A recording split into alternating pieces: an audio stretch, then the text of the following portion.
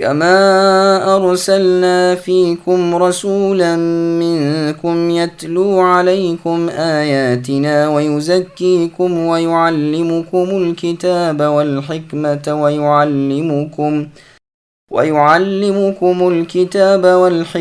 ويعلمكم ما لم تكونوا تعلمون فاذكروني أذكركم واشكروا لي ولا تكفرون۔ جس طرح ہم نے تم ہی میں سے رسول بھیجا جو ہماری آیات تمہارے سامنے تلاوت کرتے ہیں اور تمہیں پاک کرتے ہیں اور تمہیں کتاب اور حکمت اور وہ چیزیں سکھاتے ہیں جن سے تم بے علم تھے، بس تم میرا ذکر کرو، میں بھی تمہیں یاد کروں گا، میری شکر گزاری کرو اور ناشکری سے بچو۔ سامعین اب ان آیتوں کی تفسیر سماعت کیجیے۔ انسانیت پر بیش بہا نعمتوں کا ذکر۔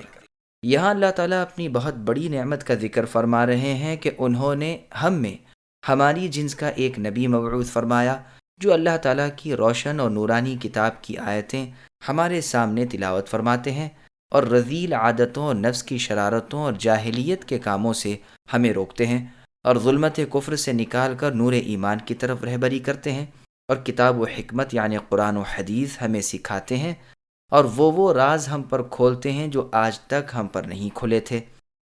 بس رسول اللہ کی وجہ سے وہ لوگ جن پر صدیوں سے جہالت چھائی ہوئی تھی، جنہیں صدیوں سے تاریکی نے گھیر رکھا تھا، جن پر مدتوں سے بھلائی کا پرتو بھی نہیں پڑا تھا، وہ دنیا کی زبردست علامہ ہستیوں کے استاد بن گئے۔ وہ علم میں گہرے، تکلف میں تھوڑے، دلوں کے پاک اور زبان کے سچے بن گئے۔ دنیا کی حالت کا یہ انقلاب بجائے خود رسول اللہ صلی اللہ علیہ وسلم کی رسالت کی تصدیق کا ایک شاہد عدل ہے۔ اور جگہ ارشاد ہے لقد من اللہ علی المؤمنین اذ بعث فیہم الآیات، یعنی ایسے اولو العزم پیغمبر محمد صلی اللہ علیہ وسلم کی بعثت مؤمنوں پر اللہ کا ایک زبردست احسان ہے۔ اس نعمت کی قدر نہ کرنے والوں کو قرآن کہتا ہے الم تر الی الذین بدلوا نعمت اللہ کفرا واحلوا قومہم دار البوار، کیا آپ نے اے نبی انہیں نہیں دیکھا جنہوں نے اللہ کی اس نعمت کے بدلے کفر کیا اور اپنی قوم کو ہلاکت کے گڑھے میں ڈالا۔ یہاں اللہ کی نعمت سے مراد محمد صلی اللہ علیہ وسلم ہے، جیسا کہ صحیح بخاری کی روایت میں ہے۔ اسی لیے اس آیت میں بھی اپنی نعمت کا ذکر فرما کر لوگوں کو اپنی یاد اور اپنے شکر کا حکم دیا کہ جس طرح میں نے یہ احسان تم پر اے انسانوں کیا، تم بھی میرے ذکر اور میرے شکر سے غفلت نہ کرو۔ موسیٰ علیہ السلام رب العزت سے عرض کرتے ہیں کہ اللہ، آپ کا شکر کس طرح ادا کروں؟ ارشاد ہوتا ہے مجھے یاد رکھ، بھول نہیں۔ یاد رکھنا شکر ہے اور بھولنا کفر ہے۔ حسن بصری رحمۃ اللہ علیہ وغیرہ کا قول ہے کہ جو شخص اللہ کو یاد کرے اللہ بھی اسے یاد کرتے ہیں، اور جو اللہ کا شکر کرے تو ایسے شکر گزار کو اللہ زیادہ دیتے ہیں اور ناشکرے کو عذاب کرتے ہیں۔ بزرگ سلف سے مروی ہے کہ اللہ سے پورا ڈرنا یہ ہے کہ اللہ کی اطاعت کی جائے، نافرمانی نہ کی جائے، اللہ کا ذکر کیا جائے، غفلت نہ برتی جائے، اللہ کا شکر کیا جائے، ناشکری نہ کی جائے۔ عبداللہ ابن عمر رضی اللہ عنہما سے سوال ہوتا ہے کہ کیا زانی، شرابی، چور اور قاتل نفس کو بھی اللہ یاد کرتے ہیں؟ فرمایا ہاں، برائی سے۔ حسن بصری رحمہ اللہ فرماتے ہیں مجھے یاد کرو یعنی میرے ضروری احکام بجا لاؤ، میں تمہیں یاد کروں گا یعنی اپنی نعمتیں عطا فرماؤں گا۔ سعید بن جبیر رحمہ اللہ فرماتے ہیں میں تمہیں بخش دوں گا اور اپنی رحمتیں تم پر نازل فرماؤں گا۔ ابن عباس رضی اللہ عنہما فرماتے ہیں کہ اللہ کو یاد کرنا بہت بڑی چیز ہے۔ ایک حدیث قدسی میں ہے جسے امام بخاری اور مسلم نے روایت کیا ہے، اللہ فرماتے ہیں کہ جو مجھے اپنے دل میں یاد کرتا ہے میں بھی اسے اپنے دل میں یاد کرتا ہوں، اور جو مجھے کسی جماعت میں یاد کرتا ہے میں بھی اسے اس سے بہتر جماعت میں یاد کرتا ہوں۔ مسند احمد میں ہے کہ وہ جماعت فرشتوں کی ہے جو شخص میری طرف ایک بالش بڑھتا ہے تو میں اس کی طرف ایک ہاتھ بڑھتا ہوں، اور اگر تو اے ابن آدم میری طرف ایک ہاتھ بڑھے گا تو میں تیری طرف 2 ہاتھ بڑھوں گا، اور اگر تو میری طرف چلتا ہوا آئے گا تو میں تیری طرف دوڑتا ہوا آؤں گا۔ صحیح بخاری میں بھی یہ حدیث ہے۔ قتادہ رحمہ اللہ فرماتے ہیں کہ اللہ تعالیٰ کی رحمت اس سے بھی زیادہ قریب ہے، پھر فرمایا میرا شکر کرو، ناشکری نہ کرو۔ اور جگہ ہے لئن شکرتم لازیدنکم ولئن کفرتم ان عذابی لشدید، یعنی تمہارے رب کی طرف سے یہ اعلان ہے کہ اگر تم شکر کرو گے تو میں تمہیں برکت دوں گا، اور اگر ناشکری کرو گے تو یاد رکھو میرا عذاب سخت ہے۔ مسند احمد میں ہے کہ عمران بن حسین رضی اللہ عنہ ایک مرتبہ نہایت قیمتی حلہ یعنی جوڑا پہنے ہوئے آئے اور فرمایا اللہ تعالیٰ جب کسی پر انعام کرتے ہیں تو اس کا اثر یعنی نشانی اس پر یعنی اپنے اس بندے پر دیکھنا چاہتے ہیں۔ يا أيها الذين آمنوا استعينوا بالصبر والصلاة إن الله مع الصابرين ولا تقولوا لمن يقتل في سبيل الله أموات بل أحياء ولكن لا تشعرون۔ اے ایمان والو، صبر اور نماز کے ساتھ مدد چاہو، اللہ تعالیٰ صبر والوں کا ساتھ دیتے ہیں، اور اللہ کی راہ کے شہیدوں کو مردہ نہ کہو، وہ زندہ ہیں لیکن تم نہیں سمجھتے۔ سامعین، اب ان آیتوں کی تفسیر سماعت کیجیے۔ بہترین وسیلہ صبر اور نماز ہے۔ شکر کے بعد صبر کا بیان ہو رہا ہے اور ساتھ ہی نماز کا ذکر کر کے ان بڑے بڑے نیک کاموں کو ذریعہ نجات بنانے کا حکم ہو رہا ہے۔ ظاہر بات ہے کہ انسان اگر بھلائی کرتا ہوگا تو یہ موقع شکر ہے، اگر برائی کرتا ہوگا تو یہ موقع صبر کا ہے۔ صحیح مسلم کی حدیث میں ہے، اللہ کے نبی نے فرمایا، مومن کی کیا ہی اچھی حالت ہے کہ ہر کام میں اس کے لیے سراسر بھلائی ہی بھلائی ہے۔ اسے راحت ملی ہے، شکر کرتا ہے تو اجر پاتا ہے، رنج پہنچتا ہے، صبر کرتا ہے تو اجر پاتا ہے۔ آیت میں اس کا بھی بیان ہو گیا کہ مصیبتوں پر تحمل کرے اور انہیں ٹالنے کا ذریعہ صبر و صلاۃ ہے، جیسے اس سے پہلے گزر چکا ہے کہ وَاسْتَعِینُوا بِالصَّبْرِ وَالصَّلَاةِ وَإِنَّهَا لَكَبِیرَةٌ إِلَّا عَلَى الْخَاشِعِینَ، یعنی صبر اور صلاۃ یعنی نماز کے ساتھ استعانت یعنی مدد چاہو، یہ ہے تو اہم کام لیکن رب کا خوف رکھنے والوں پر بہت آسان ہے۔ مسند احمد کی حدیث میں ہے کہ جب کوئی کام رسول اللہ صلی اللہ علیہ وسلم کو غم میں ڈال دیتا تو آپ نماز شروع کر دیتے۔ صبر کی دو قسمیں ہیں، حرام اور گناہ کے کاموں کے ترک کرنے پر، اطاعت اور نیکی کے کاموں کے کرنے پر۔ یہ صبر پہلے صبر سے بڑا ہے۔ تیسری قسم صبر کی مصیبت، درد اور دکھ پر، یہ بھی واجب ہے، جیسے عیبوں سے استغفار کرنا واجب ہے۔ عبد الرحمن رحمہ اللہ فرماتے ہیں، اللہ تعالیٰ کی فرما برداری میں استقلال سے لگے رہنا چاہیے، گو نفس پر شاخ گزرے، طبیعت کے خلاف پڑے، جی نہ چاہے۔ ایک صبر تو یہ ہے۔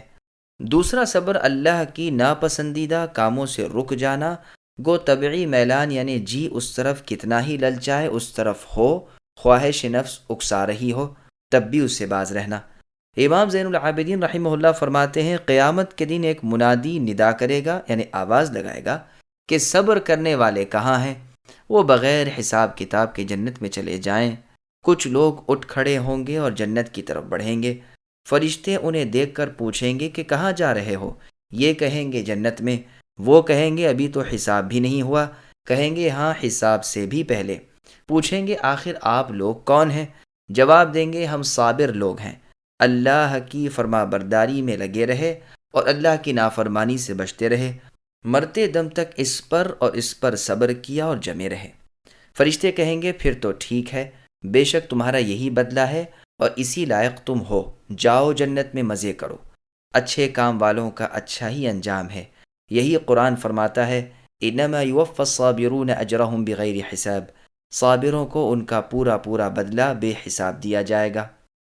سعید ابن جبیر رحمہ اللہ فرماتے ہیں، صبر کے یہ معنی ہے کہ اللہ تعالیٰ کی نعمتوں کا اقرار کرے اور مصیبتوں کا بدلہ اللہ کے ہاں ملنے کا یقین رکھے، ان پر ثواب طلب کرے، ہر گھبراہٹ، پریشانی اور کٹھن موقع پر استقلال اور نیکی کی امید پر وہ خوش نظر آئے۔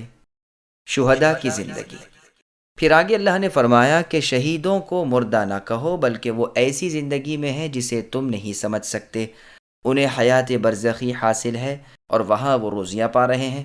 صحیح مسلم میں ہے کہ شہیدوں کی روحیں سبز رنگ کے پرندوں کے قالب میں ہیں اور جنت میں جس جگہ چاہیں چڑھتی چگتی پھرتی ہیں، پھر ان قندیلوں میں آ کر بیٹھ جاتی ہیں جو عرش کے نیچے لٹک رہی ہیں۔ ان کے رب نے ایک مرتبہ انہیں دیکھا اور ان سے دریافت کیا کہ اب تم کیا چاہتے ہو؟ انہوں نے جواب دیا، اے اللہ، ہمیں تو آپ نے وہ دے رکھا ہے جو کسی کو نہیں دیا، پھر ہمیں کس چیز کی ضرورت ہوگی؟ ان سے پھر یہی سوال ہوا۔ جب انہوں نے دیکھا کہ اب ہمیں نہیں چھوڑا جاتا تو کہا، اے اللہ، ہم چاہتے ہیں کہ آپ ہمیں دوبارہ دنیا میں بھیجیں، ہم آپ کی راہ میں پھر جنگ کریں، پھر شہید ہو کر آپ کے پاس آئیں اور شہادت کا دگنا درجہ پائیں۔ رب ذوالجلال نے فرمایا، یہ نہیں ہو سکتا، یہ تو میں لکھ چکا ہوں کہ کوئی بھی مرنے کے بعد دنیا کی طرف پلٹ کر نہیں جائے گا۔ مسند احمد کی ایک اور حدیث میں ہے کہ مؤمن کی روح ایک پرندہ ہے جو جنتی درختوں پر رہتی ہے اور قیامت کے دن وہ اپنے جسم کی طرف لوٹ آئے گی۔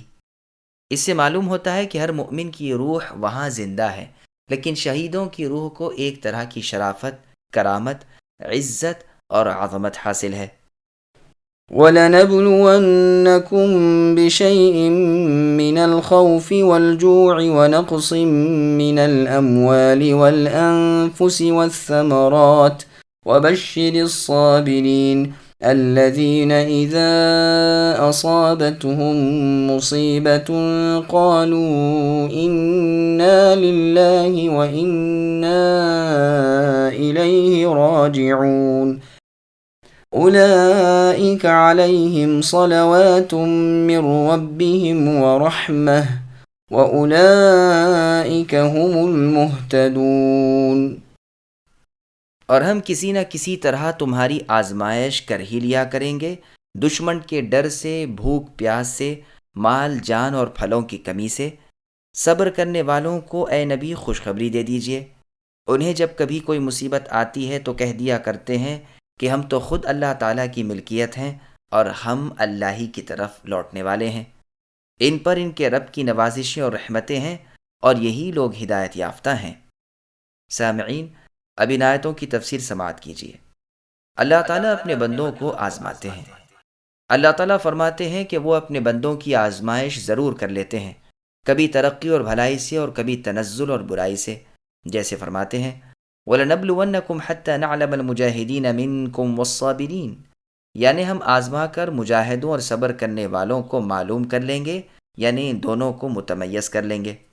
ایک اور جگہ اللہ کا ارشاد ہے، فَأَذَاقَهَا اللَّهُ لِبَاسَ الْجُوعِ وَالْخَوْفِ، مطلب یہ ہے کہ تھوڑا سا خوف، کچھ بھوک، کچھ مال کی کمی، کچھ جانوں کی یعنی اپنوں اور غیروں کی خویش و اقارب کی موت، کبھی پھلوں اور پیداوار کے نقصان وغیرہ سے اللہ تعالیٰ اپنے بندوں کو آزماتے ہیں اور صبر کرنے والوں کو نیک اجر اور اچھا بدلہ عنایت فرماتے ہیں، اور بے صبرے، جلد باز اور نا امیدی کرنے والوں پر اللہ کے عذاب اتر آتے ہیں۔ بعض سلف سے منقول ہے کہ یہاں خوف سے مراد اللہ تعالیٰ کا ڈر ہے، بھوک سے مراد روزوں کی بھوک ہے، مال کی کمی سے مراد زکوٰۃ کی ادائیگی ہے، جان کی کمی سے مراد بیماریاں ہیں، پھلوں سے مراد اولاد ہے۔ لیکن یہ تفسیر ذرا غور طلب ہے، واللہ اعلم۔ صابر کون لوگ ہیں؟ اب بیان ہو رہا ہے کہ جن صبر کرنے والوں کی اللہ کے ہاں قدر ہے وہ کون لوگ ہیں۔ پس اللہ فرماتے ہیں، یہ وہ لوگ ہیں جو تنگی اور مصیبت کے وقت انا للہ و انا الیہ راجعون پڑھ لیا کرتے ہیں، اور اس بات سے اپنے دل کو تسلی دے لیا کرتے ہیں کہ ہم اللہ کی ملکیت ہیں اور جو ہمیں نقصان پہنچا ہے وہ اللہ کی طرف سے ہے، اور ان میں جس طرح وہ چاہیں تصرف کرتے رہتے ہیں، اور پھر اللہ کے ہاں اس کا بدلہ ہے جہاں بالآخر انہیں جانا ہے۔ ان کے اس قول کی وجہ سے اللہ کی نوازشیں اور الطاف ان پر نازل ہوتے ہیں، عذاب سے نجات ملتی ہے اور ہدایت بھی نصیب ہوتی ہے۔ امیر المؤمنین عمر بن الخطاب رضی اللہ عنہ فرماتے ہیں، دو برابر کی چیزیں صلوات اور رحمت، اور ایک درمیان کی چیز ہے یعنی ہدایت، ان صبر کرنے والوں کو ملتی ہے۔ مصیبت زدہ کی دعا رد نہیں ہوتی۔ مسند احمد میں ہے کہ ام سلمہ رضی اللہ عنہ فرماتی ہیں، میرے خاوند ابو سلمہ رضی اللہ عنہ ایک روز میرے پاس رسول اللہ کی خدمت سے حاضر ہو کر آئے اور خوشی خوشی فرمانے لگے، آج تو میں نے ایک ایسی حدیث سنی ہے کہ میں بہت ہی خوش ہوا ہوں۔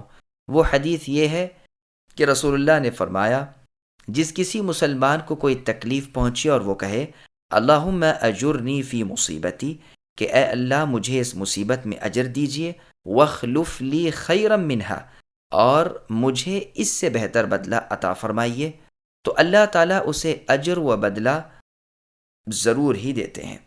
ام سلمہ رضی اللہ عنہ فرماتی ہے، میں نے اس دعا کو یاد کر لیا، جب ابو سلمہ یعنی میرے شوہر کا انتقال ہوا تو میں نے انا للہ و انا الیہ راجعون پڑھ کر پھر یہ دعا بھی پڑھ لی، لیکن مجھے خیال آیا کہ بھلا ابو سلمہ میرے خاوند سے بہتر شخص مجھے کون مل سکتا ہے۔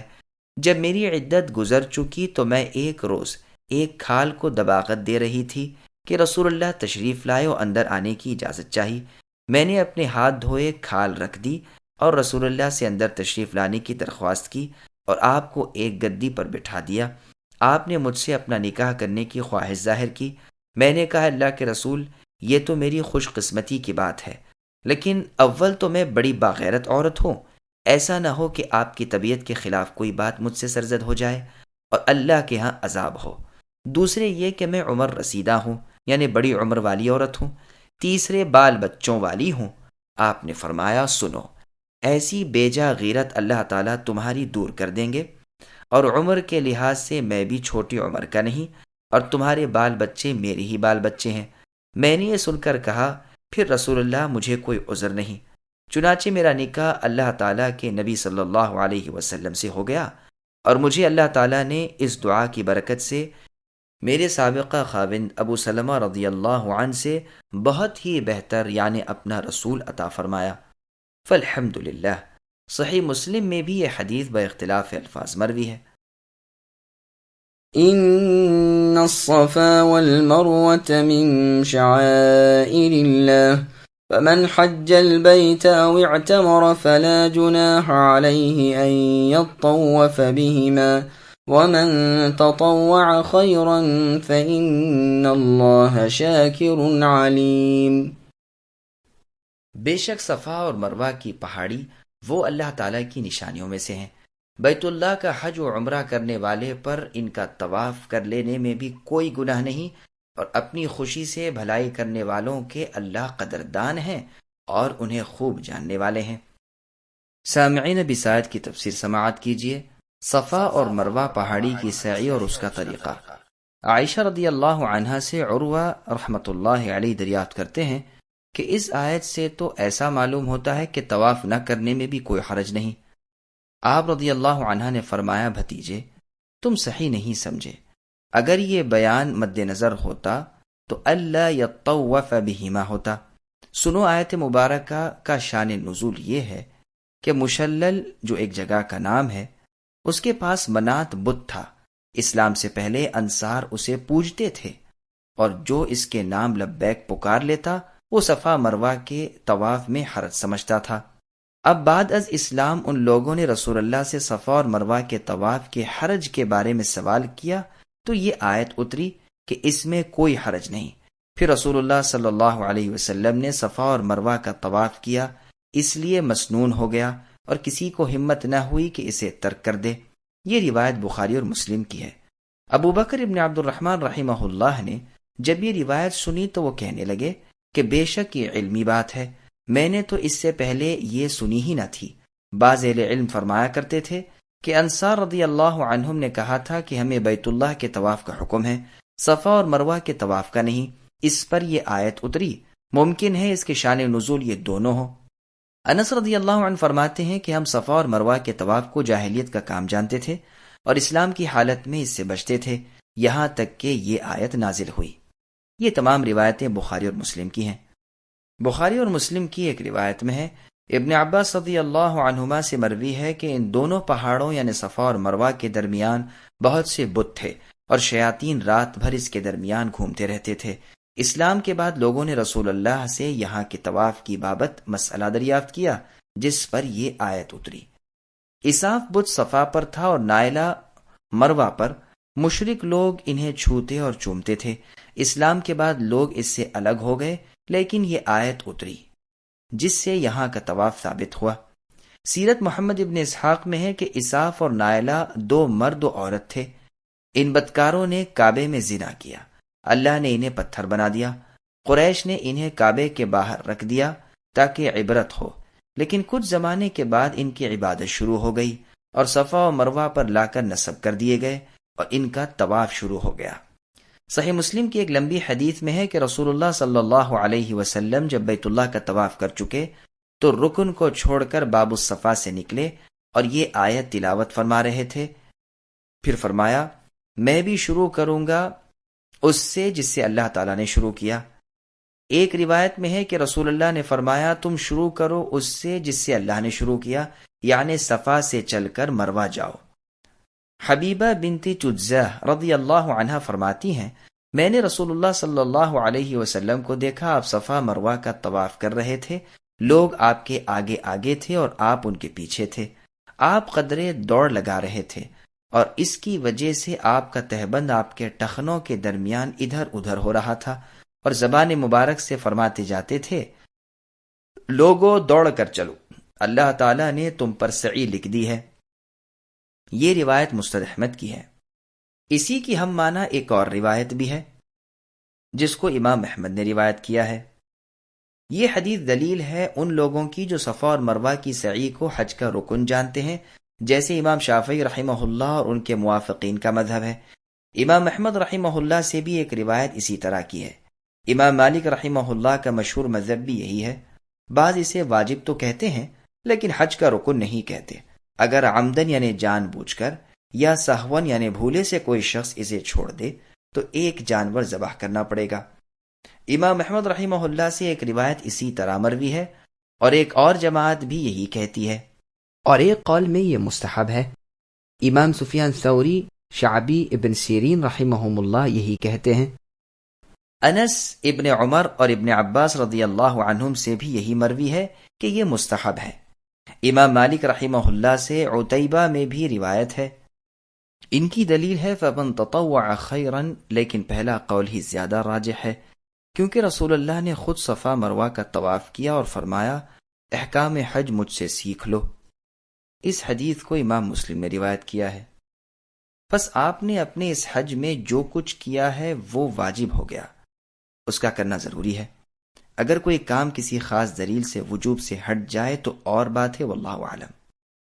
علاوہ ازیں حدیث میں آیا ہے کہ اللہ تعالیٰ نے تم پر سعی لکھ دی، یعنی فرض کر دی۔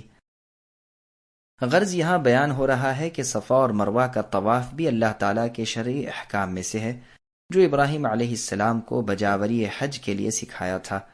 یہ پہلے بیان ہو چکا ہے کہ اس کا اصل سبب ہاجرہ علیہ السلام کا یہاں 7 پھیرے کرنا ہے، جبکہ ابراہیم علیہ السلام انہیں ان کے چھوٹے بچے اسماعیل علیہ السلام سمیت یہاں چھوڑ کے چلے گئے تھے اور ان کے پاس کھانا پینا ختم ہو چکا تھا اور بچے کی جان پر آ بنی تھی۔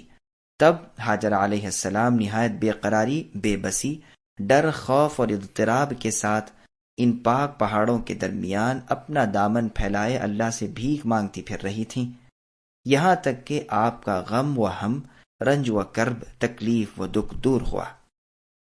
سعی کے دوران یہاں اس آیت میں طواف کرنے والے حاجی کو بھی چاہیے کہ نہایت ذلت و مسکنت، خشوع و خضوع سے یہاں طواف کرے اور اپنی فقیری، حاجت اور ذلت اللہ کے سامنے پیش کرے اور اپنے دل کی صلاحیت اور اپنے حال کی ہدایت اور اپنے گناہوں کی بخشش طلب کرے اور نقائص اور عیبوں سے پاکیزگی اور نافرمانیوں سے نفرت چاہے اور ثابت قدمی، نیکی، فلاح اور بہبودی کی دعا مانگے اور اللہ تعالیٰ سے عرض کرے کہ گناہوں اور برائیوں کی تنگی کی راہ سے ہٹا کر کمال و غفران اور نیکی کی توفیق بخشے، جیسے کہ ہاجرہ علیہ السلام کی تکالیف کو اللہ تعالیٰ نے دور کر دیا۔ پھر آگے ارشاد ہوتا ہے کہ جو شخص اپنی خوشی سے نیکی میں زیادتی کرے، یعنی بجائے 7 چکروں کے 8 یا 9 چکر لگائے، یا نفلی حج و عمرے میں بھی صفا مروہ کا طواف کرے، اور بعض نے اسے عام رکھا ہے یعنی ہر نیکی میں زیادتی کرے، واللہ اعلم۔ پھر آگے اللہ نے فرمایا اللہ تعالیٰ قدردان اور علم والے ہیں، یعنی تھوڑے سے کام پر بڑا ثواب دیتے ہیں اور جزا کی صحیح مقدار کو جانتے ہیں، نہ تو وہ کسی کے ثواب کو کم کرے نہ کسی پر ذرا برابر ظلم کرے، ہاں نیکیوں کا ثواب بڑھا کر عطا فرماتے ہیں اور اپنے پاس سے اجر عظیم عنایت فرماتے ہیں۔ فالحمد والشکر للہ، بس تعریف بھی اللہ ہی کے لیے اور شکر بھی اللہ ہی کا۔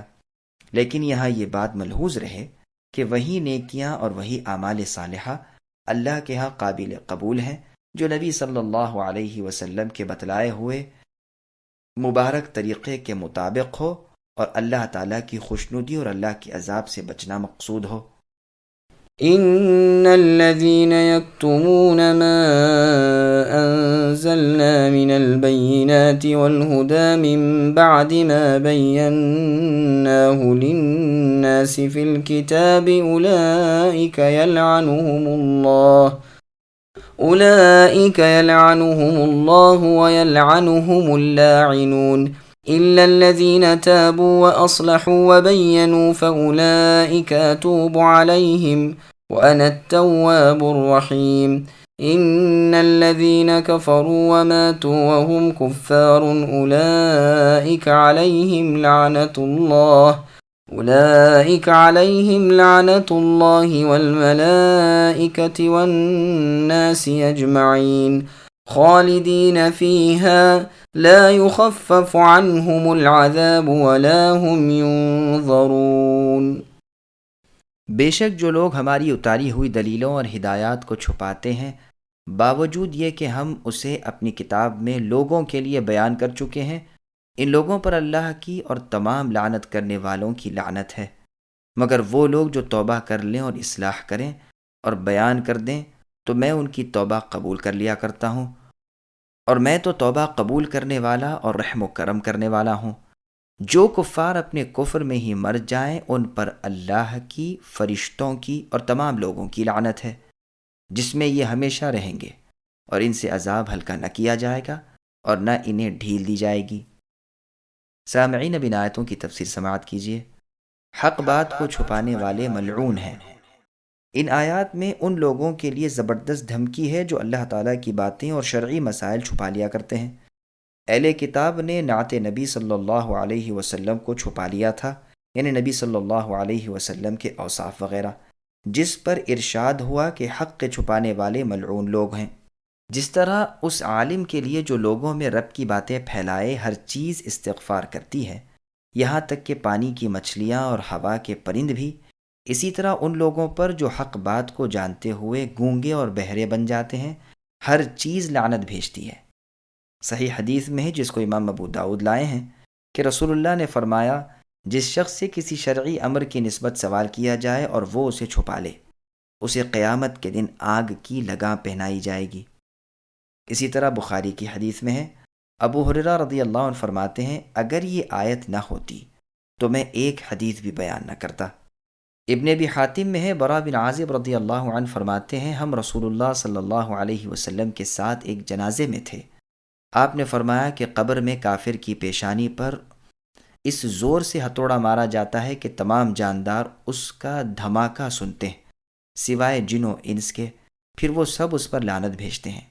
یہی معنی ہے کہ ان پر اللہ کی اور تمام لعنت کرنے والوں کی لعنت ہے، یعنی تمام جانداروں کی۔ عطا رحمہ اللہ فرماتے ہیں، لاعنون سے مراد تمام جانور اور تمام جن و انس ہیں۔ مجاہد رحمہ اللہ فرماتے ہیں، جب خشک سالی ہوتی ہے، بارش نہیں برستی، تو چوپائے جانور کہتے ہیں، یہ بنی آدم کے گنہگاروں کی شومی، یعنی ان کی نحوست سے ہے، اللہ تعالیٰ بنی آدم کے گنہگاروں پر لعنت نازل کرے۔ بعض مفسرین کہتے ہیں کہ اس سے مراد فرشتے اور مؤمن لوگ ہیں۔ اس آیت میں ہے کہ علم چھپانے والے کو اللہ لعنت کرتے ہیں، اور فرشتے اور تمام لوگ اور تمام لعنت کرنے والے، یعنی ہر بازبان اور ہر بے زبان، چاہے زبان سے کہے چاہے قرائن سے، اور قیامت کے دن بھی سب چیزیں ان پر لعنت کریں گی، واللہ عالم۔ پھر ان میں سے ان لوگوں کو خاص کر لیا جو اپنے اس فعل سے باز آ جائیں اور اپنے اعمال کی پوری اصلاح کر لیں، اور جو چھپایا تھا اسے ظاہر کر دیں، تو ان لوگوں کی توبہ وہ رب تواب رحیم قبول فرما لیتے ہیں۔ اس سے معلوم ہوا کہ جو شخص کفر و بدعت کی طرف لوگوں کو بلانے والا ہو، وہ بھی جب سچے دل سے رجوع کرے تو اس کی توبہ بھی قبول ہے۔ بعض روایتوں سے پتہ چلتا ہے کہ اگلی امتوں میں ایسے زبردست بدکاروں کی توبہ قبول نہ تھی، لیکن نبی التوبہ اور نبی الرحمہ محمد صلی اللہ علیہ وسلم کی امت کے ساتھ یہ مہربانی مخصوص ہے۔ اس کے بعد ان لوگوں کا بیان ہو رہا ہے جو کفر کریں، توبہ نصیب نہ ہو اور کفر کی حالت میں ہی مر جائیں، کہ ان پر اللہ تعالیٰ کی، فرشتوں کی اور تمام لوگوں کی لعنت ہے۔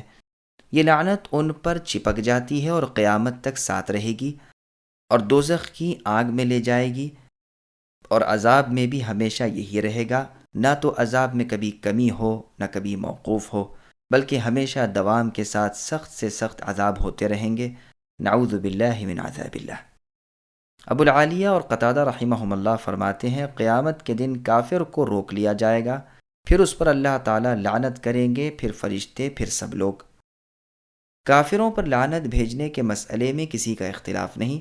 عمر بن الخطاب رضی اللہ عنہ اور آپ کے بعد کے ائمہ کرام سب کے سب قنوت وغیرہ میں کفار پر لعنت بھیجتے تھے، یعنی قنوت نازلہ میں، جو ہر فرض نماز کے آخری رکوع سے سر اٹھانے کے بعد کی جاتی ہے۔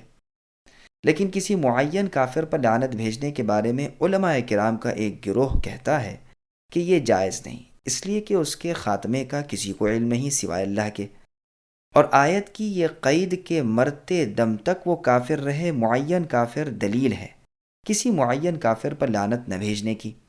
اور دوسری جماعت اس کی بھی قائل ہے، جیسے فقیہ ابو بکر بن العربی المالکی، لیکن ان کی دلیل ایک ضعیف حدیث ہے۔ بعض نے اس حدیث سے بھی دلیل لی ہے کہ رسول اللہ کے پاس ایک شخص بار بار نشہ کی حالت میں لایا گیا اور اس پر بار بار حد لگائی گئی، تو ایک شخص نے کہا کہ اس پر اللہ کی لعنت ہو، بار بار شراب پیتا ہے۔ یہ سن کر رسول اللہ نے فرمایا، اس پر لعنت نہ بھیجو، یہ اللہ اور اس کے رسول کو دوست رکھتا ہے۔ یہ حدیث بخاری میں ہے۔ اس سے ثابت ہوا کہ جو شخص اللہ اور رسول صلی اللہ علیہ وسلم سے دوستی نہ رکھے، اس پر لعنت بھیجنی جائز ہے۔ واللہ اعلم۔ وَإِلَٰهُكُمْ إِلَٰهٌ وَاحِدٌ لَا إِلَٰهَ إِلَّا هُوَ الرَّحْمَٰنُ الرَّحِيمُ إِنَّ فِي خَلْقِ السَّمَاوَاتِ وَالْأَرْضِ وَاخْتِلَافِ اللَّيْلِ وَالنَّهَارِ وَالْفُلْكِ الَّتِي تَجْرِي فِي الْبَحْرِ بِمَا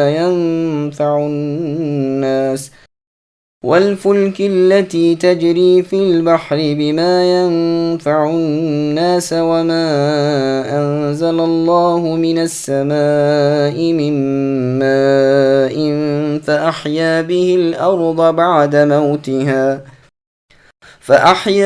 الْأَرْضَ بَعْدَ مَوْتِهَا وَبَثَّ فِيهَا مِن كُلِّ دَابَّةٍ وَتَصْرِيفِ الرِّيَاحِ وَالسَّحَابِ الْمُسَخَّرِ بَيْنَ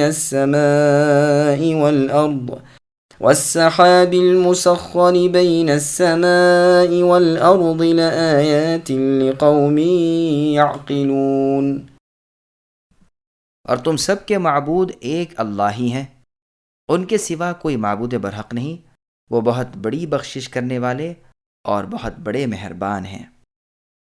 بے شک آسمان اور زمین کی پیدائش، رات دن کا ہیر پھیر، کشتیوں کا لوگوں کو نفع دینے والی چیزوں کو لیے ہوئے سمندروں میں چلنا، آسمان سے پانی اتار کر مردہ زمین کو زندہ کر دینا، اس میں ہر قسم کے جانوروں کو پھیلا دینا، ہواؤں کے رخ بدلنا، تابع فرمان بادلوں کو آسمان و زمین کے درمیان ادھر ادھر پھیرنا، عقل مندوں کے لیے اللہ تعالیٰ کی قدرت کی اس میں نشانیاں ہیں۔ سامعین، ابھی اس آیت کی تفسیر سماعت کیجیے۔ معبود برحق صرف اللہ رب العالمین، یعنی الوہیت میں وہ اللہ اکیلے ہیں، اللہ کا کوئی شریک نہیں، اور نہ اللہ جیسا کوئی ہے، اور واحد اور احد ہے، یعنی ایک اور اکیلے، اور فرد ہے اور صمد ہے، بے نیاز اور تنہا۔ اللہ کے سوا عبادت کے لائق کوئی نہیں، وہ رحمان اور رحیم ہے۔ سورہ فاتحہ کے شروع میں ان دونوں ناموں کی پوری تفسیر گزر چکی ہے۔ رسول اللہ صلی اللہ علیہ وسلم فرماتے ہیں، اسم اعظم ان دو آیتوں میں ہے، ایک یہ آیت اور دوسری آیت الف لام میم، اللہ لا الہ الا هو الحی القیوم۔ علامات قدرت سے صاحب عقل سبق حاصل کرتے ہیں۔ مطلب یہ ہے کہ اللہ رب العالمین کی ربوبیت اور اللہ کی توحید پر ایک دلیل تو یہ آسمان ہے، جس کی بلندی، لطافت، کشادگی، جس کے ٹھہرے ہوئے اور چلنے پھرنے والے اور روشن ستارے تم دیکھ رہے ہو۔ پھر زمین کی پیدائش جو کثیف چیز ہے، جو تمہارے قدموں تلے بچھی ہوئی ہے، جس میں بلند بلند چوٹیوں کے سر بفلک پہاڑیں، جس میں موجیں مارنے والے بے پایاں سمندر ہیں، جس میں انواع و اقسام کے خوش رنگ بیل بوٹے ہیں، جس میں طرح طرح کی پیداوار ہوتی ہے، جس پر تم رہتے سہتے ہو اور اپنی مرضی کے مطابق آرام دہ مکان بنا کر بستے ہو، اور جس سے سدھا طرح کا نفع اٹھاتے ہو۔ پھر رات دن کا آنا جانا، رات گئی دن آیا، دن گیا رات آ گئی، نہ وہ اس پر سبقت کرے نہ یہ اس پر۔ ہر ایک اپنے صحیح اندازے سے آئے اور جائے، کبھی دن بڑھے کبھی راتیں، کبھی دن کا کچھ حصہ رات میں جائے، کبھی رات کا کچھ حصہ دن میں آ جائے۔ پھر کشتیوں کو دیکھو جو خود تمہیں اور تمہارے مال و اسباب اور تجارتی چیزوں کو لے کر سمندر میں ادھر سے ادھر آتی جاتی رہتی ہیں، جن کے ذریعے مختلف ممالک سے رابطہ اور لین دین کر سکتے ہو۔ یہاں کی چیزیں وہاں اور وہاں کی یہاں پہنچ سکتی ہیں۔ پھر اللہ تعالیٰ کا اپنی رحمت کاملہ سے بارش برسانا اور اس سے مردہ زمین کو زندہ کر دینا، اس سے اناج اور کھیتیاں پیدا کرنا، ہر طرف ریل پیل کر دینا، زمین میں مختلف قسم کے چھوٹے بڑے کارآمد جانوروں کو پیدا کرنا، ان سب کی حفاظت کرنا، ان کے لیے روزی پہنچانا، ان کے لیے سونے بیٹھنے چرنے چگنے کی جگہ تیار کرنا، ہواؤں کو پروا پچھوا چلانا، کبھی ٹھنڈی کبھی گرم، کبھی کم کبھی زیادہ، بادلوں کو آسمان اور زمین کے درمیان مسخر کرنا، انہیں ایک طرف سے دوسری طرف لے جانا، ضرورت کی جگہ برسانا وغیرہ، یہ سب اللہ کی قدرت کی نشانیاں ہیں جن سے عقل مند اپنے اللہ کے وجود کو اور اللہ کی وحدانیت کو پا لیتے ہیں۔ جیسے اور جگہ اللہ نے فرمایا کہ آسمان و زمین کی پیدائش اور رات دن کے ہیر پھیر میں عقل مندوں کے لیے نشانیاں ہیں، جو اٹھتے بیٹھتے لیٹتے یعنی ہر وقت اللہ تعالیٰ کا ہی نام لیتے ہیں، اور زمین و آسمان کی پیدائش میں غور و فکر سے کام لیتے ہیں اور کہتے ہیں اے ہمارے رب، آپ نے انہیں بیکار نہیں بنایا، آپ کی ذات پاک ہے، آپ ہمیں جہنم کے عذاب سے بچائیے۔ عبداللہ بن عباس رضی اللہ عنہما فرماتے ہیں کہ قریش رسول اللہ صلی اللہ علیہ وسلم کے پاس آئے اور کہنے لگے، آپ اللہ تعالیٰ سے دعا کیجئے کہ وہ صفا پہاڑ کو سونے کا بنا دے، ہم اس سے گھوڑے اور ہتھیار وغیرہ خریدیں اور آپ کا ساتھ دیں اور ایمان بھی لائیں۔ آپ نے فرمایا یہ پختہ وعدہ کرتے ہو؟ انہوں نے کہا ہاں پختہ وعدہ ہے۔ آپ نے اللہ تعالیٰ سے دعا کی، جبرائیل علیہ السلام آئے اور فرمایا آپ کی دعا تو قبول ہے، لیکن اگر یہ لوگ پھر بھی ایمان نہ لائے تو ان پر اللہ کا وہ عذاب آئے گا جو آج سے پہلے کسی پر نہ آیا ہو۔ آپ کہاں اٹھے اور عرض کرنے لگے، نہیں اے اللہ، آپ انہیں یوں ہی رہنے دیجئے، میں انہیں آپ کی طرف بلاتا رہوں گا۔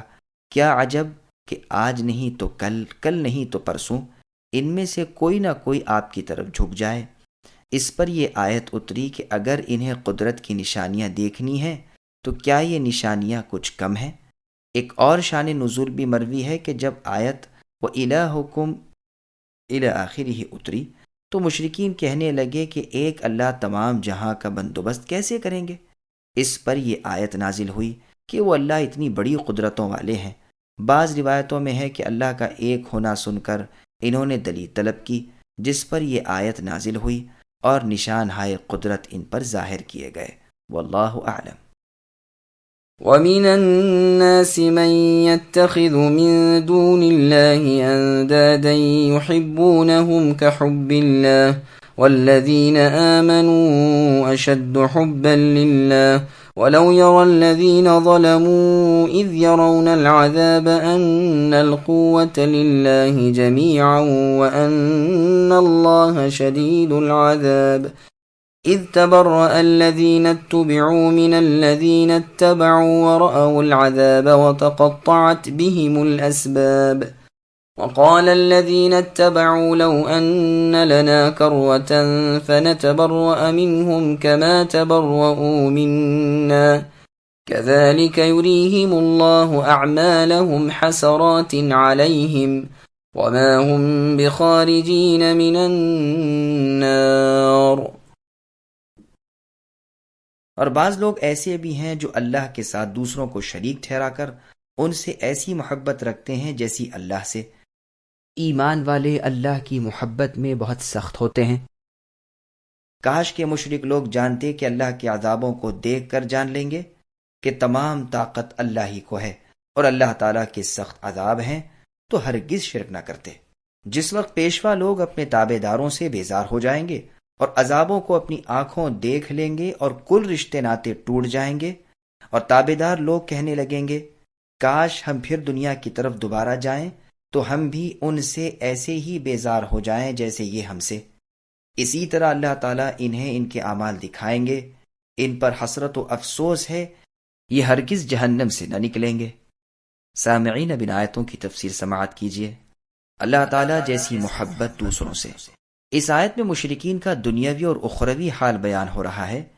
یہ اللہ کا شریک مقرر کرتے ہیں، اللہ جیسا اوروں کو ٹھہراتے ہیں، اور پھر ان کی محبت اپنے دل میں ایسی جماتے ہیں جیسے اللہ کی ہونی چاہیے، حالانکہ وہ معبود برحق صرف ایک ہی ہے، وہ شریک اور ساتھی سے پاک ہے۔ بخاری اور مسلم میں ابن مسعود رضی اللہ عنہ سے روایت ہے، فرماتے ہیں میں نے پوچھا اے اللہ کے رسول، سب سے بڑا گناہ کیا ہے؟ آپ نے فرمایا اللہ کے ساتھ شرک کرنا، حالانکہ پیدا اسی اللہ اکیلے نے تمہیں کیا ہے۔ پھر فرمایا ایماندار اللہ تعالیٰ کی محبت میں بہت سخت ہوتے ہیں، ان کے دل عظمت الہی اور توحید ربانی سے معمور ہوتے ہیں، وہ اللہ کے سوا دوسرے سے ایسی محبت کریں، نہ دوسروں سے ایسی محبت کریں، نہ کسی اور کی طرف التجا کریں، نہ دوسروں کی طرف جھکیں، نہ اللہ کی پاک ذات کے ساتھ کسی کو شریک کریں۔ پھر ان مشرکین کو جو اپنی جانوں پر بوجہ شرک کے ظلم کرتے ہیں، عذابوں کی اللہ انہیں خبر پہنچاتے ہیں کہ اگر یہ لوگ عذابوں کو دیکھ لیتے تو یقین ہو جاتا کہ قدرتوں والے صرف اللہ تعالیٰ ہی ہیں، تمام چیزیں اللہ ہی کے ماتحت اور زیر فرما ہیں، اور اللہ کے عذاب بھی بڑے بھاری ہیں۔ جیسے اور جگہ ہے کہ اس دن نہ تو اللہ کے عذاب جیسا کوئی عذاب کر سکتا ہے، نہ اللہ کی پکڑ جیسی کسی کی پکڑ ہو سکتی ہے۔ دوسرا مطلب یہ بھی ہے کہ اگر انہیں اس منظر کا علم ہوتا تو یہ اپنی گمراہی اور شرک و کفر پر ہرگز نہ اڑتے۔ اس دن جن جن کو ان لوگوں نے اپنا پیشوا بنا رکھا تھا وہ سب ان سے الگ ہو جائیں گے۔ فرشتے کہیں گے کہ اے اللہ، ہم ان سے بیزار ہیں، یہ ہماری عبادت نہیں کرتے تھے۔ اے اللہ، آپ پاک ذات ہیں، آپ ہی ہمارے ولی ہیں، یہ لوگ تو جنات کی عبادت کرتے تھے، انہی پر ایمان رکھتے تھے۔ اسی طرح جنات بھی ان سے بیزاری کا اعلان کریں گے اور صاف صاف ان کے دشمن ہو جائیں گے اور عبادت سے انکار کریں گے۔ اور جگہ قرآن کریم میں ہے کہ جن جن کی یہ لوگ اللہ کے علاوہ عبادت کرتے تھے وہ سب کے سب قیامت کے دن سیکفرون بعبادتہم ویکونون علیہم ضدہ ہو جائیں گے، یعنی ان کی عبادت سے انکار کریں گے اور ان کے دشمن بن بیٹھیں گے۔ ابراہیم علیہ السلام کا فرمان ہے انما اتخذتم من دون اللہ اوثانا، یعنی اے میری قوم کے لوگوں، تم نے اللہ کے سوا بتوں کی محبت دل میں بٹھا کر ان کی پوجا شروع کر دی ہے۔ قیامت کے دن وہ تمہاری عبادت کا انکار کریں گے اور آپس میں ایک دوسرے پر لعنت بھیجیں گے، اور تمہارا ٹھکانہ جہنم ہوگا اور تمہارا مددگار کوئی نہ ہوگا۔ اسی طرح ایک اور جگہ اللہ نے فرمایا وَلَوْ تَرَى إِذِ الظَّالِمُونَ الآیات، یعنی ظالم رب کے سامنے کھڑے ہوئے ہوں گے اور اپنے پیشواؤں سے کہہ رہے ہوں گے کہ اگر تم نہ ہوتے تو ہم ایماندار بن جاتے۔ وہ یعنی ان کے پیشوا جواب دیں گے کیا ہم نے تمہیں اللہ پرستی سے روکا؟ حقیقت یہ ہے کہ تم خود مجرم تھے۔ تابعدار اپنے پیشواؤں کو مخاطب کر کے کہیں گے تمہاری دن رات کی مکاریاں، تمہارے کفریہ احکام، تمہاری شرک کی تعلیم نے ہمیں پھانس لیا۔ اب سب کو اندرونی ندامت ہوگی اور ان کی گردنوں میں ان کے برے اعمال کے طوق ہوں گے۔ اور جگہ ہے کہ اس دن شیطان بھی کہے گا ان اللہ وعدکم وعد الحق الآیات، یعنی اللہ کا وعدہ تو سچا تھا اور میں نے تمہیں جو سبز باغ دکھا رکھا تھا وہ محض دھوکہ تھا، تم پر میرا کوئی زور تو تھا نہیں، مگر میں نے تمہیں صرف کہا، تم نے منظور کر لیا۔ اب مجھے ملامت کرنے سے کیا فائدہ؟ اپنی جانوں کو لعنت ملامت کرو، نہ میں تمہاری فریاد رسی کروں نہ تم میری۔ میں تمہارے اگلے شرک سے انکاری ہوں، جان لو کہ ظالموں کے لیے دردناک عذاب ہیں۔ پھر آگے اللہ نے فرمایا کہ وہ عذاب دیکھ لیں گے اور تمام اسباب منقطع ہو جائیں گے، یعنی کٹ جائیں گے، نہ کوئی بھاگنے کی جگہ رہے گی، نہ چھٹکارے کی کوئی صورت نظر آئے گی، دوستیاں کٹ جائیں گی اور رشتے ٹوٹ جائیں گے۔ بلا دلیل باتیں ماننے والے اور بے وجہ اعتقاد رکھنے والے اور پوجا پاٹ اور اطاعت کرنے والے جب اپنے پیشواؤں کو اس طرح بری ذمہ ہوتے ہوئے دیکھیں گے تو نہایت حسرت اور افسوس سے کہیں گے کہ اگر اب ہمیں دنیا میں ایک بار لوٹ جانے کا موقع مل جائے تو ہم بھی ان سے ایسے ہی بیزار ہو جائیں جیسے یہ ہم سے آج ہو رہے ہیں۔ نہ ان کی طرف التفات کریں، نہ ان کی باتیں مانیں، نہ انہیں اللہ کا شریک سمجھیں، بلکہ اللہ واحد کی خالص عبادت کریں۔ حالانکہ در حقیقت اگر بالفرد یہ لوٹائے بھی جائیں تو وہی کریں گے جو اس سے پہلے کرتے تھے، جیسا ایک اور جگہ اللہ نے فرمایا لو ردوا لعادوا لما نہوا عنہ، اسی لیے یہاں فرمایا انہیں اللہ ان کے کرتوت اسی طرح دکھائیں گے، ان پر حسرت و افسوس ہے، یعنی اعمال نیک جو تھے وہ بھی ضائع ہو گئے، جیسے اور جگہ ہے وَقَدِمْنَا إِلَى مَا عَمِلُوا، اور جگہ ہے اعمالهم کرماد، اور جگہ ہے اعمالهم کسراب، یعنی ان کے اعمال برباد ہیں، ان کے اعمال کی مثال راکھ کی طرح ہے جسے تند ہوائیں اڑا دیں، ان کے اعمال ریت کی طرح ہیں جو دور سے پانی دکھائی دیتا ہے مگر پاس جاؤ تو ریت کا تودا ہوتا ہے۔ پھر فرماتے ہیں کہ یہ لوگ آگ سے نکلنے والے نہیں ہیں۔ اللہ ہمیں اپنے عذاب سے اپنی پناہ میں رکھے اور ایسے اعمال سے بچائے جو ہمیں جہنم کی آگ میں لے جاتے ہوں۔ يا أيها الناس كلوا مما في الأرض حلالا طيبا ولا تتبعوا خطوات الشيطان إنه لكم عدو مبين إنما يأمركم بالسوء والفحشاء وأن تقولوا على الله ما لا تعلمون۔ اے لوگو، زمین میں جتنی بھی حلال اور پاکیزہ چیزیں ہیں انہی سے کھاؤ پیو اور شیطانی راہ نہ چلو، وہ تو تمہارا کھلا دشمن ہے۔ وہ تمہیں صرف برائی اور بے حیائی کا اور اللہ تعالیٰ پر ان باتوں کے کہنے کا حکم کرتا ہے جن کا تمہیں علم نہیں۔ سامعین، اب ان آیتوں کی تفسیر سماعت کیجیے۔ رزق حلال کی تلقین۔ گزشتہ آیات میں چونکہ توحید باری تعالیٰ کا بیان ہوا تھا، اس لیے یہاں یہ بیان ہو رہا ہے کہ تمام مخلوق کے روزی رساں بھی اللہ ہی ہیں۔ فرماتے ہیں کہ میرا احسان بھی نہ بھلاؤ کہ میں نے تم پر پاکیزہ چیزیں حلال کی جو تمہیں لذیذ اور مرغوب ہیں، جو نہ جسم کو ضرر پہنچائیں، نہ صحت کو، نہ عقل و ہوش کو ضرر دیں۔ میں تمہیں روکتا ہوں کہ شیطان کی راہ نہ چلو، جس طرح اور لوگوں نے اس کی چال چل کر بعض حلال چیزیں اپنے اوپر حرام کر لیں۔ صحیح مسلم میں ہے کہ رسول اللہ صلی اللہ علیہ وسلم فرماتے ہیں کہ پروردگار عالم فرماتے ہیں میں نے جو مال اپنے بندوں کو دیا ہے اسے ان کے لیے حلال کر دیا ہے۔ میں نے اپنے بندوں کو موحد پیدا کیا، مگر شیطان نے اس دین حنیف سے انہیں ہٹا دیا اور میری حلال کردہ چیزوں کو ان پر حرام کر دیا۔ پھر آگے اللہ نے فرمایا کہ شیطان تمہارا کھلا دشمن ہے، جیسے اور جگہ ہے کہ شیطان تمہارا دشمن ہے، تم بھی اسے دشمن سمجھو۔ اس کی اور اس کے گروہ کی تو یہ عین چاہت ہے کہ لوگوں کو عذاب میں جھونکیں۔ ایک اور جگہ فرمایا افتتخذونہ وذریتہ اولیاء، کیا تم انسانوں شیطان کو اور اس کی اولاد کو اپنا دوست جانتے ہو، حالانکہ حقیقتاً وہ تمہارا دشمن ہے۔ ظالموں کے لیے برا بدلہ ہے۔ خطوات الشیطان یعنی شیطان کے نقش قدم سے کیا مراد ہے؟ خطوات الشیطان سے مراد اللہ تعالیٰ کی ہر معصیت کا کام ہے، یعنی نافرمانی کا، جس میں شیطان کا بہکاوا شامل ہوتا ہے۔ شعبی رحمہ اللہ فرماتے ہیں ایک شخص نے نظر مانی کہ وہ اپنے لڑکے کو ذبح کرے گا۔ مسروق رحمہ اللہ کے علم میں جب یہ واقعہ پہنچا تو آپ نے فتویٰ دیا کہ وہ شخص مینڈا ذبح کر دے۔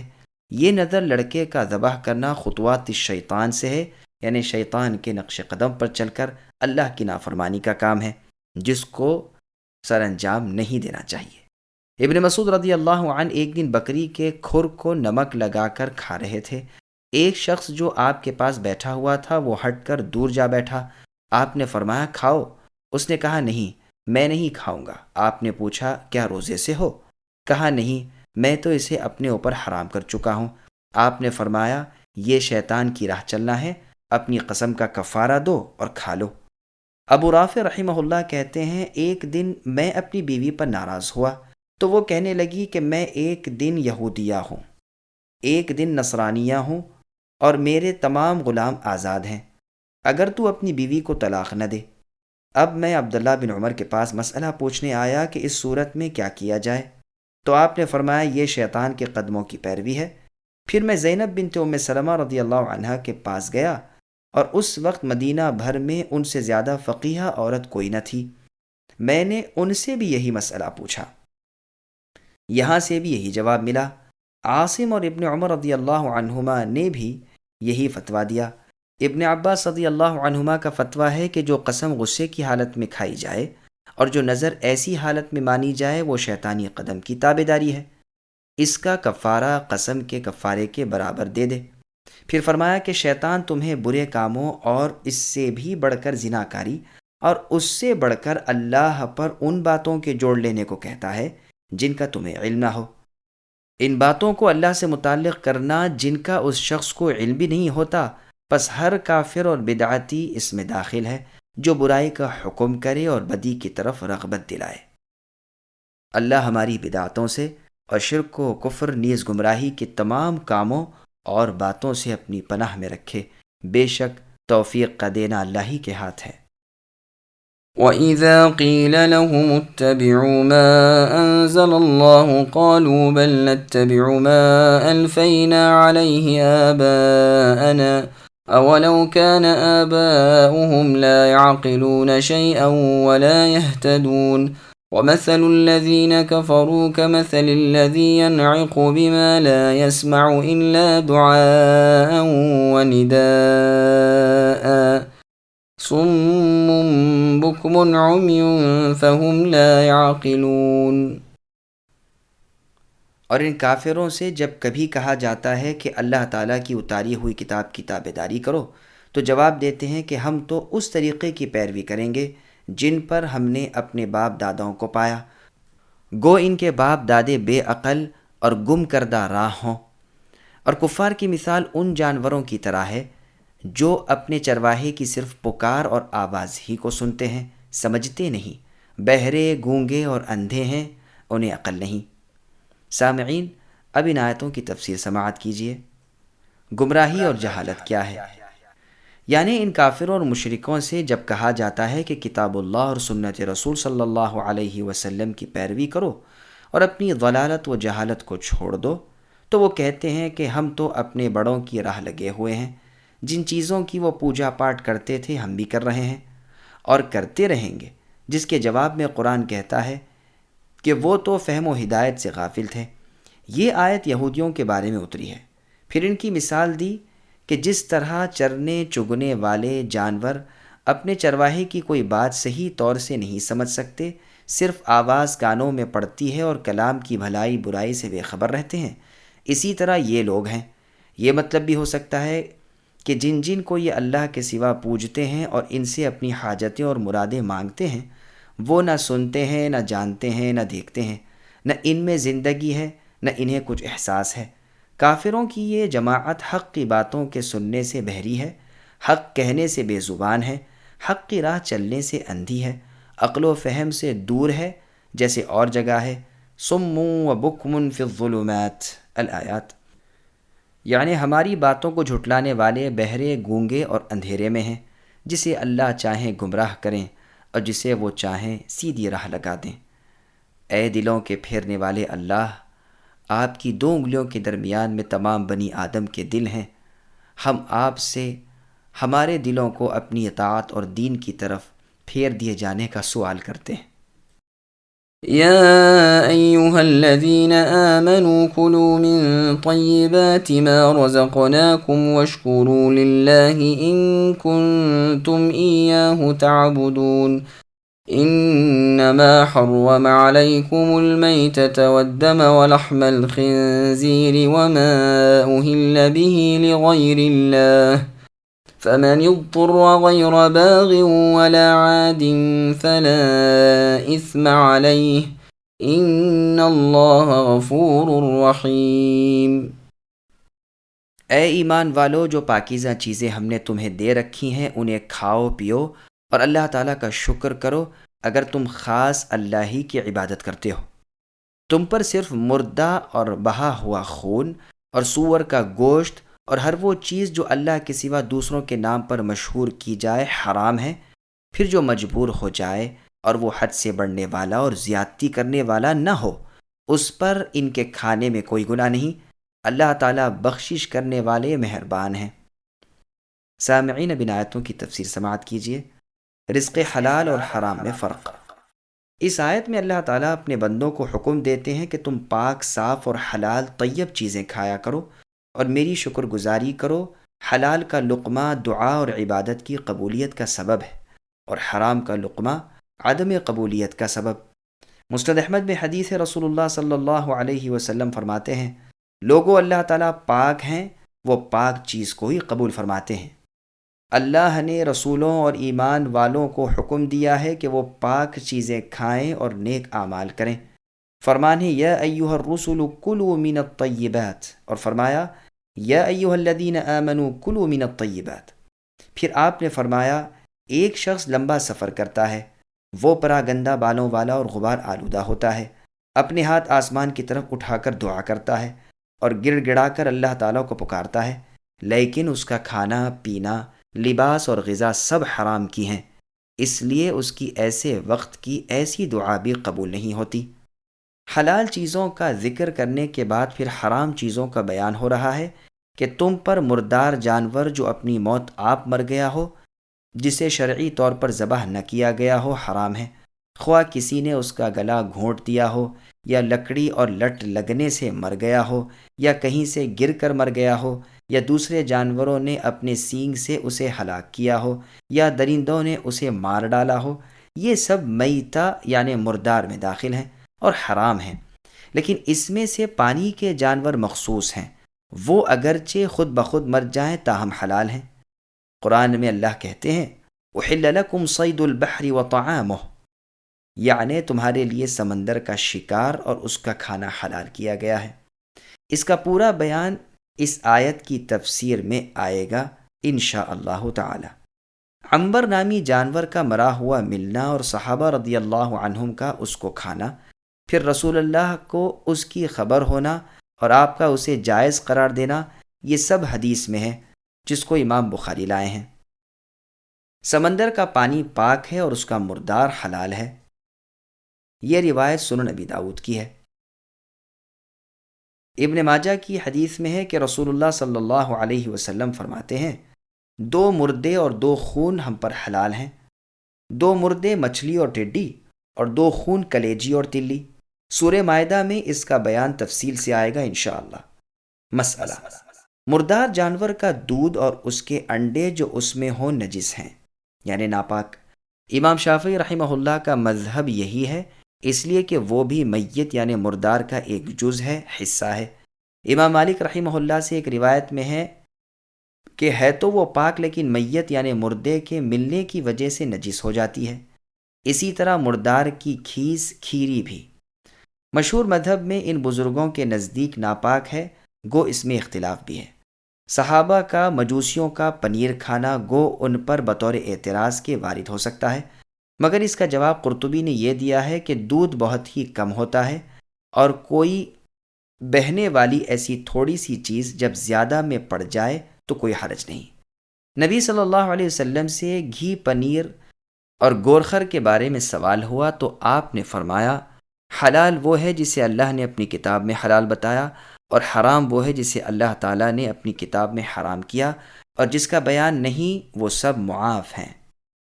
یہ روایت ترمذی کی ہے۔ پھر فرمایا تم پر سور کا گوشت بھی حرام ہے، خواہ اسے ذبح کیا ہو خواہ وہ خود مر گیا ہو۔ سور کی چربی کا بھی یہی حکم ہے، اس لیے کہ چونکہ اکثر گوشت ہی ہوتا ہے اور چربی گوشت کے ساتھ ہی ہوتی ہے، بس جب گوشت حرام ہوا تو چربی بھی حرام ہوئی۔ دوسرے اس لیے بھی کہ گوشت میں ہی چربی ہوتی ہے، اور قیاس کا تقاضا بھی یہی ہے۔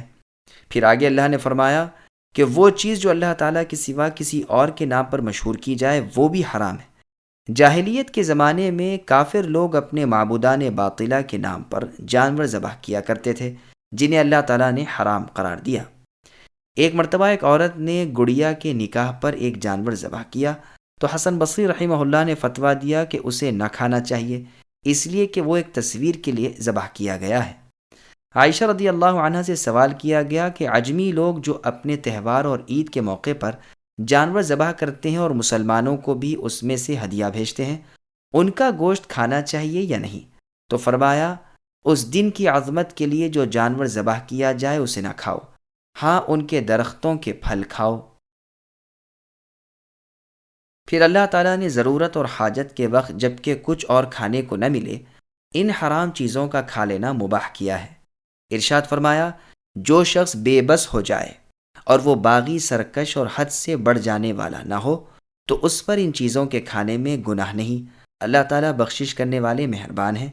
باغن اور عادن کی تفسیر میں مجاہد رحمہ اللہ فرماتے ہیں ڈاکو یا رہزن مسلمان بادشاہ پر چڑھائی کرنے والا، سلطنت اسلام کا مخالف اور اللہ کی نافرمانی میں سفر کرنے والا مراد ہے۔ ایسے لوگوں کے لیے اس اضطرار کے وقت بھی حرام چیزیں حرام ہی رہتی ہیں۔ غیر باغن کی تفسیر مقاتل ابن حیان رحمہ اللہ یہ بھی کرتے ہیں کہ وہ اسے حلال سمجھنے والا نہ ہو اور اس میں لذت اور مزہ کا خواہش مند نہ ہو، اسے بھون بھان کر لذیذ بنا کر اچھا پکا کر نہ کھائے، بلکہ جیسا تیسا صرف جان بچانے کے لیے کھائے، اور اگر ساتھ لینا چاہے اتنا لے لے کہ زندہ رہ سکے اور حلال چیز کے ملنے تک باقی نہ رہے، جب حلال چیز مل گئی تو اسے پھینک دے۔ ابن عباس رضی اللہ عنہما فرماتے ہیں اسے خوب پیٹ بھر کر نہ کھائے۔ مجاہد رحمہ اللہ فرماتے ہیں کہ جو شخص اس کے کھانے کے لیے مجبور کر دیا جائے اور بے اختیار کر دیا جائے اس کا بھی یہی حکم ہے۔ مسئلہ، ایک شخص بھوک کی شدت سے بے بس ہو گیا اور اسے ایک مردار جانور نظر آ گیا اور ساتھ ہی کسی دوسرے کی حلال چیز بھی نظر آ گئی جس میں نہ رشتے کا ٹوٹنا ہے نہ ایذا دہی ہے، تو اسے اس دوسرے کی چیز کو کھا لینا چاہیے، مردار نہ کھائے۔ پھر آیا اس چیز کی قیمت یا وہ چیز اس کے ذمے رہے گی یا نہیں، اس میں دو قول ہیں، ایک یہ کہ رہے گی، دوسرے یہ کہ نہ رہے گی۔ نہ رہنے والوں کے قول کی تائید میں یہ حدیث جو ابن ماجہ میں ہے کہ عباد ابن شرحبیل غبری رضی اللہ عنہ کہتے ہیں ہمارے ہاں 1 سال قحط سالی پڑی، میں مدینہ گیا اور ایک کھیت میں سے کچھ بالیاں توڑ کر چھیل کر چبانے لگا اور تھوڑی سی بالیاں اپنی چادر میں باندھ کر چل پڑا۔ کھیت والے نے دیکھ لیا اور مجھے پکڑ کر مارا پیٹا اور میری چادر چھین لی۔